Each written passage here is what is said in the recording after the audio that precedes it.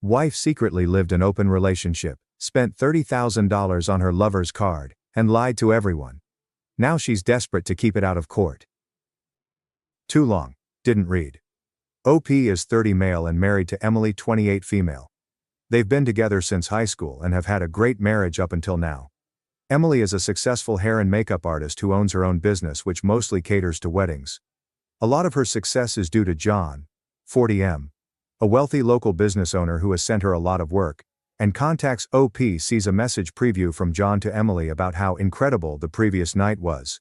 Emily had worked late. OP then finds more evidence of other meetings, and discovers expensive jewelry and clothes which he had not purchased and written off as gifts from high-end clients. OP also realizes Emily does not love John but enjoys the lavish gifts and perks he provides. She never replies to John's loving messages, reminds John he should love his wife, and still treats OP as a loving best friend. OP is broken and will file for divorce. Emily is unaware he knows about the affair. Update 1. OP asks Emily CYA questions about their relationship, and she admits he has never abused her or cheated on her, and she wishes they made love more. They spend Christmas at her parents' house, and a gift arrives for Emily from Santa, with a very expensive gold bracelet.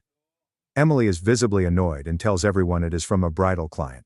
She later has an angry phone call while gesticulating wildly. On New Year's Eve, Emily has to work late to deal with a bridezilla, but promises to be back for their annual kiss at midnight tradition. She arrives at 1:30 a.m. sobbing profusely. OP asks what happened and she says she is just sad because she missed their kiss. I asked her if she had anything else to tell me. She assured me that she didn't. I asked her point blank then if she cheated on me. She swore up and down that she didn't, and that she was upset because she missed the countdown. Because since we have been married, we always kissed each other when the clock struck midnight. I gave her every opportunity to come clean, and she still lied to me. OP begins searching for attorneys while Emily is still unaware he knows. Update 2. OP finds new communications from Emily warning John. OP suspects something. Emily tells John they need to stop, and it is not fun anymore, and she doesn't want to lose her marriage. John mentions she should still use the credit card he gave her to hide their activities. Emily also messages her best friend Bev, who has known of the affair and apparently has supported Emily through it. OP finds a good attorney and his dad helps pay for it. The attorney says the next step is to find a PI to get more evidence, and the attorney will subpoena the credit card. She also recommends beginning therapy. Emily loves bombs OP and talks about starting a family. OP has complicated emotions switching between anger, disgust, and missing wanting her. But overall he is miserable. Emily now suspects he knows something. Update 3. OP hires a PI who then follows John. On Valentine's Day, John leaves flowers and a card at Emily's business. Emily throws them in the dumpster, and the PI retrieves them. The card has graphic details of their affair, e.g. John trying to win her back by describing his favorite parts of her body, and what he does with them. The PI later sees Emily meet with John in a parking lot, and seemingly end the affair. Emily will be served soon. OP begins love-bombing her to show her what she will lose. OP has determined he is completely ghosting her once she is served. Update 4. Too long didn't read. Emily is served at her business, and she freaks out. OP sends a letter to family and friends describing her affair and includes John's graphic letter. He then messages Bev's husband, and lets him know that Bev supported the affair. OP leaves a note to Emily, lawyer contact info, and photos of her affair, then leaves the house before Emily arrives. Emily messages him over and over saying they were supposed to get through this, and she loves him. He ghosts her. Emily now knows he knows. This is major event, so OP's post is included here. I left Emily. We got the divorce papers, summons, petition, standing orders, etc. The PI, acting in his capacity as a process server, wore a body cam for obvious professional reasons, and I was able to look at the footage when he came by my hotel room later on in the afternoon. The PI walked up to Emily who was sitting at her station and chatting with the other stylists who work for her. He showed her a manila envelope and told her he had legal documents for her, and she had been served. Emily of course looked shocked and confused, and just stared at him, gobsmacked. The PI clarified that the envelope contained legal documents regarding a divorce case filed against her, and he told her she should review them and contact her attorney. Then he dropped the documents at her feet with a satisfying slap as they hit the ground since she refused to take them and told her she's still been served. He then told her to have a nice day and walked out. Morgan Freeman narrator voice, Emily didn't have a nice day. I could hear her hyperventilating as the PI left and saying, "What? What is this? Really, Emily? You're actually surprised?" I was at home, and after the PI called and said he was heading in to serve her, I called Emily's dad. Since my mom died, I had, probably unwisely, been treating her mom, my mother-in-law, like a mother. I just couldn't talk to her. I told Emily's dad about the divorce. I tried to keep it very simple and quick. Emily cheated on me. We're getting a divorce. I'll send you an email shortly with evidence of the affair. I stressed that Emily was being served divorce papers today, so she would absolutely need their support, and they should head over to our house immediately. Emily's dad acknowledged that and said that he hoped we could find a way through this, and it would be a shame to break up our family. I guess Emily's mom was nearby and overheard because she took the phone from him, put it on speaker, and asked if this is true. I explained to her about the cheating and the email with the evidence they'll receive. She started crying and apologizing to me. Since this thing started, she was the first person close to me who apologized to me. I was reminded of my mother, who always would comfort me when I was down, and I just broke, y'all. I started tearing up and croaked out, "I have to go," and hung up on her while she was saying, "No, wait." I had packed up my work laptops and got a lot of my clothes in 2 large suitcases. On the advice of my attorney, I took down the cameras in the bathrooms and bedrooms when I left. But the cameras in the common areas can remain because my dad is the owner of the house. I packed the cameras up in my suitcases too. My lawyer sent the subpoena to the credit card company on Monday when I pulled the trigger on my marriage. I wrote an email to Emily's dad and sister and to some mutual friends who know both of us, including Bev's husband. It said, "I never thought I'd be writing this. But after everything that's happened, I don't see another choice. I wanted you to hear it from me directly so that there's no confusion or misinformation. Emily has been having an affair with a man named John, last name. I have evidence, emails, financial records, and an investigation that confirms it. I think we all know that her bracelet gift from Santa was not from a client, because the client would have identified themselves by name, and clients don't know her parents' address. She's been meeting John and hiding it from me for months. I know this is painful to hear, and trust me, it's even more painful to write. But I didn't want you to be blindsided by all of this later. I'm attaching a few things to this email that make it clear what's been going on, and to head off any of your concerns about the truth of my statements. I know this is shocking, and I don't expect you to take sides. I just want you to have the truth. I love Emily, but she's broken our marriage beyond repair, and I have no choice but to move forward with a divorce. Mother-in-law's name. Mother-in-law's name. Mother-in-law's name. Mother-in-law's hubby. Thank you for being like a second family to me. I will miss all of you. I wrote a similar email to John's wife and gave her my attorney's name and number if she wanted to go see the physical evidence herself. It would have to be in my lawyer's office. Personally, I think my lawyer's going to try to get John's wife to give her a retainer. I also sent a group text for them to check their emails. Then I blocked Emily's family. To the email I attached a photo of John and Emily kissing goodbye in the hotel parking lot, and a photo of the contents of John's Valentine's Day card to Emily. It was explicit. Finally, I had a link to the recording of Emily saying that I didn't abuse or cheat on her. I just wanted to head that bullshit off ahead of time. OP then goes into details on the letter to Bev's husband.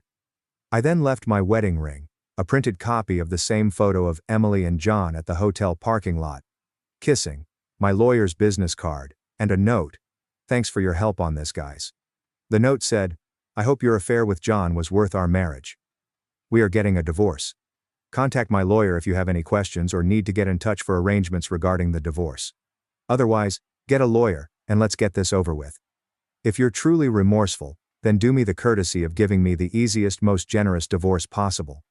I loved you, and I could have forgiven almost anything, except abject betrayal. I would have loved you for the rest of my life. On my way out, I got a call from Emily that I ignored. I put my phone on silent and dropped by the bank. I took out half our money from the various accounts we have. Checking, emergency, vacation fund. I have already frozen my credit. When I got to the hotel, I canceled our shared credit cards. I made arrangements to freeze our joint investment accounts so that she couldn't withdraw money from them. They're in my name. Adultery subreddit pro tip. People, if you cheat, make financial arrangements ahead of time in case you get caught. I then got a text from her. I left her on read because my lawyer told me that if she confesses to the affair over text, we can use that as more evidence for the divorce. I'm responding to her texts here only. Because it's therapeutic to me. Messing with the language writing of her texts, because I'm paranoid. Note, OP clarified that Emily used normal language in her texts, and he only changed it to shorthand here to avoid her searching for her comments online and finding this post. This is the condensed version of the past 12 hours or so. WTF is this? I'm divorcing you. Answer her phone. We need to talk right now. Nope. I've had enough gaslighting for a lifetime, thank you very much. This was followed up by a lot of texts demanding I call her or answer her calls. No thanks. Then the text changed. So I presume she got home and read the note and saw what I left. I don't know what you think you know, but I can explain everything. It's not what you think. You're right, Emily. I'm a stupid idiot who'll believe anything you say. Divorce? We love each other. We're supposed to work through this mistake. Mistake? Oops, my wet hoo-ha fell onto John's erect wee-wee. Repeatedly. For almost a year. Oopsie. Look, I know I fucked up, but don't do this, don't leave like this. Finally, an acknowledgement of the affair over text. Zing, right to my lawyer. I never stopped loving you. I never loved him. Another gift from Emily. Zing. Right to my lawyer. Then the tone changed later. Overreacting. Acting like I never loved you, like I wasn't trying to fix things, but you wouldn't let me. Fix things. Okay. Build a time machine, Emily. Build a goddamn time machine. Are you just going to ghost her own wife? Consults Magic 8 Ball. All signs point to yes. Then, her parents showed up at the house. Hoo boy. What the fuck did you do? And then, you had no right to involve my fam like this. Followed by, are you trying to humiliate me? Are you trying to ruin my life? Do you hate me that much now? Kinda. It's complicated. After that comes a barrage of phone calls that I didn't answer. How could you do this? How could you try to turn my own family against me? I'm trying to have them not turn against me. And then, I told you I never loved him. I never loved him. No one cares, honey. Least of all John. I know you love me. I love you too. We can fix this. We can fix everything. And then, just tell me what to do. Tell me how to fix this. I'll do it. Let me get this straight. You wiped your ass with our marriage vows and stabbed me in the back, and now you want me to tell you how to fix this shit? I had to go to Walmart because I forgot to pack underwear, and I don't have a rich sugar daddy to buy me some fancy skivvies from Saks Fifth Avenue. You never loved me if you could do this to me. Fuck this shit. I'm going to have to block her instead of leaving her on red. I don't think I can take this, man. So this is how a marriage ends. No fanfare, no heroic deeds, just whining, crying, anger, and depression. Just like any other divorce, really. Only this is my divorce, and it feels like the end of the fucking world. But in reality, this is all just beginning. I feel this whole process is going to take years. I hope not. My lawyer assures me that, with the evidence we have, it'll go relatively quick. Meanwhile, I'm thinking, what? Relatively quick? Relative to what? Continental drift? At this point, I just want to thank you beautiful men and women who supported and encouraged me. I'd vacuum out all your cars if I could and clean your bathrooms. I just want a falling anvil to hit me in the head and cause amnesia like a cartoon character or a Hallmark Channel movie. I know this is tonally all over the place. I keep second-guessing myself if I did the right thing. I just changed my life today in a fundamental way. I'm wondering if it's a lateral move. I feel like I've moved from a warm cesspool to a cold, gray, rocky place. Is it an improvement? I feel like I have these scars now, and the one who gave them to me is the one person in the world I trusted the most. I will never forgive her. Now I have to buck up and walk it off like a real man because feelings and tears are weak and a turnoff. I just want my mom. Update 5. Emily sends an email describing the affair. She says John saved her business, then began pressuring her until she gave in. It was supposed to be once, but he kept pushing for more, and called her ungrateful when she tried to stop. She never loved him, and always loved OP, and hoped their relationship would survive this. Her family has also told her she messed up and understands why OP is divorcing her. OP can't believe she is acting like a victim and doing trickle truth without mentioning how fun she said it was, and the credit card that bought her lots of expensive things. He just wants the divorce to be finished. OP is still ghosting Emily. She has not seen or spoken with him since he said goodbye and left for work the day she was served. Update 6. OP is staying at a friend's rental. His friends take him out and play D&D. He tries to forget about life for a while. OP's lawyer says John's wife Lisa contacted her. They will work together on aligning evidence for their respective divorces. Update 7. OP meets with John's wife, Lisa. They share timelines and evidence. On New Year's, John was vacationing with Lisa and their 3 kids. Then he flew home early. Lisa found a video of Emily going to their house with John that night. OP meets with his mother-in-law. He has a very close relationship with her, especially after his mother passed. She brings him groceries and homemade meals, and tells him he needs to eat more. The mother-in-law asks if reconciliation is possible, and OP says the man Emily married is dead, and the man who is left would treat her horribly. Mother-in-law says Emily is staying with them, and spends all day crying in her room and only comes out to get water. OP suggests mother-in-law gets her in therapy. Update 8. Bev deleted all social media, and OP has no idea what is going on with her. The lawyer received the credit card records of the card John gave Emily. She spent $30,000 over 9 months, including hotel dates, gifts, and even items she bought for OP. She also spent $175 at a sex superstore for John. There is a gag order, so Emily's lawyer doesn't know they have the records. The credit card records infuriate and break OP, who calls Emily a whore with a wealthy John. Any remaining love for Emily is gone. Emily's lawyer has reached out to set up a meeting between both groups. OP can ask one question beforehand to get a full answer. OP asks to describe what really happened on New Year's Eve. Update 9. OP and his lawyer meet with Emily, mother-in-law, and their lawyer.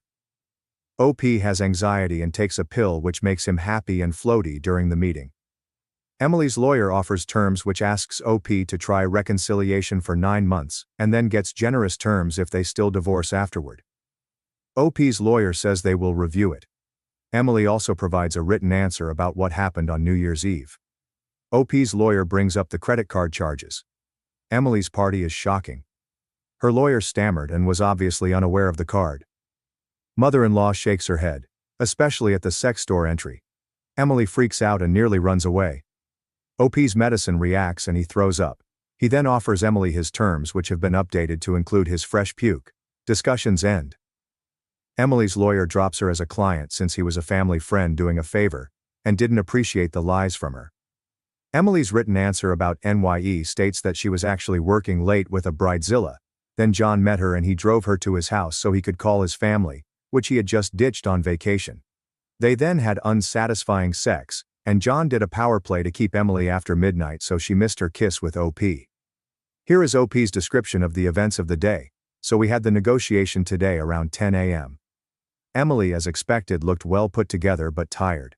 She had her hair up in a carefully crafted blonde ponytail, and was wearing a very short black dress with a suit jacket.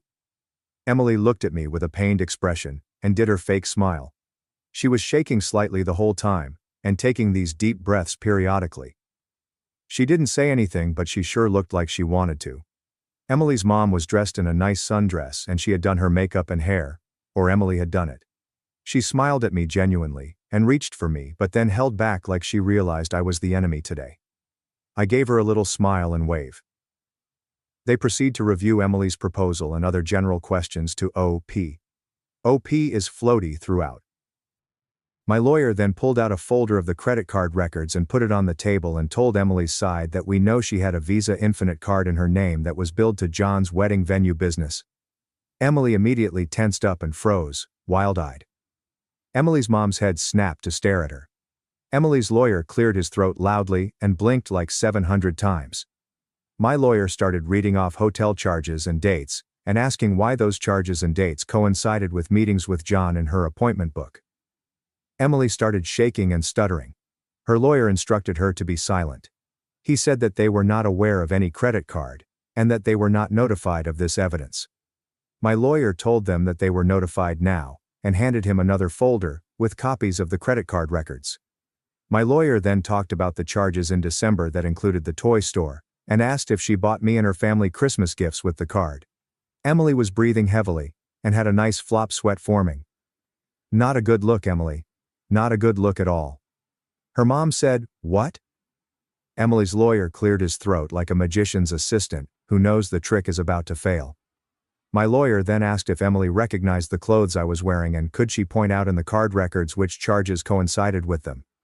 Emily stood up and looked like she was about to bolt. Her lawyer looked annoyed. My lawyer then asked Emily about the $175 charge at the local name sex superstore. And Emily's lawyer sighed heavily and said that he felt that the meeting had stopped being productive. Simultaneously, Emily's mom looked down at the floor, said, "Oh God," and got up and left the room, her hand over her mouth. Knowing my mother-in-law, the "oh God" was more of a prayer than an expletive. "God, sorry I can't answer my phone right now. But if you leave your name, number, and a brief message." At the same time the sex superstore was mentioned, Emily started going crazy and saying she can explain. "It's not what I think." Emily's shame has entered the chat. Floaty Me just sat there like an ape researcher watching monkeys throw their shit at each other like, "Yep, this is happening. How many eggs do I have left at home? Forgot to count this morning." So I had taken the Klonopin an hour before the meeting on an empty stomach, and my stomach was now filing for divorce too. I hurried over to the small trash can, picked it up, and vomited into it. Not much came out other than the expensive bottled lawyer water I had drank earlier. Afterwards, I sat down casually like, "Nah. I didn't just vomit into a trash can." You're seeing things while Emily was asking if I was sick, and if I was okay. I ignored her. Emily started sobbing and apologizing, and asked to speak with me privately, while her lawyer comforted her awkwardly, while shushing her, and herding her out of the room. Taking the folder and a copy of our offer that my lawyer launched at him as he was gathering his stuff. His face was the color of a tomato, Floaty Me observed. I was still sitting there after the door shut, and my lawyer grabbed Emily's business records and told me that she was right. It would be a short meeting. Floaty Me looked at my lawyer silently for a bit, and pointed at the vomit trash can. "Can we make that part of our offer too?" For the first time since I met her, my lawyer started really laughing hard. Like a stomach holding laughter. She said she'll mention it. As to what Emily said happened on New Year's Eve, it was something I couldn't have guessed. Emily said she actually did go to the Bridezilla's get-together in order to make an appearance. She was invited but not required to be there like she told me.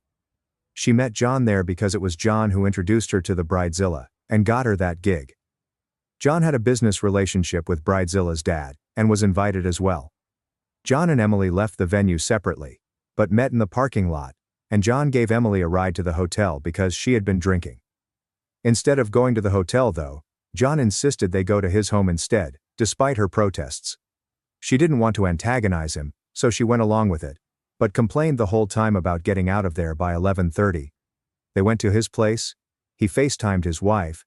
They had very unsatisfying sex in his marital bed, her words.